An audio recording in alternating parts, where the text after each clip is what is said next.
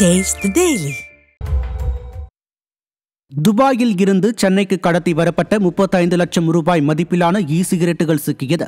துபாயில் இருந்து சென்னை வந்த தனியார் விமானத்தில் நடைபெற்ற சோதனையில் சென்னையை சேர்ந்த 42 வயது ஆண் பயணியிடம் இருந்து சட்டவிரோதமாக கொண்டு வரப்பட்ட 35 லட்சம் ரூபாய் மதிப்பிலான 1400 சிகரெட்டுகள் பறிமுதல் செய்யப்பட்டன.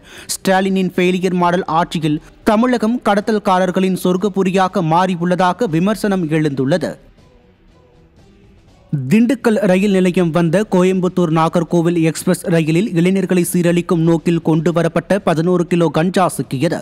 தமிழகத்தில் அதிகரிக்கும் போதைப் பொருட்கள் புழக்கத்தை ஸ்டாலினின் ஃபெயிலியர் மாடல் அரசு தடுக்க முடியாமல் திணறுவதாக பொதுமக்கள் குற்றம் சாட்டுகின்றனர்.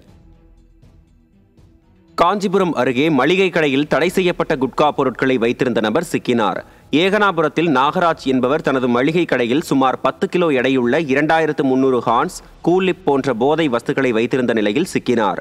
ஸ்டாலினின் ஃபெயிலியர் மாடல் ஆட்சியில் கிராமம் முதல் நகரம் வரை போதைப் பொருட்கள் விற்பனை கொடிக்கட்டி பறப்பதாக குற்றம் சாட்டப்படுகிறது.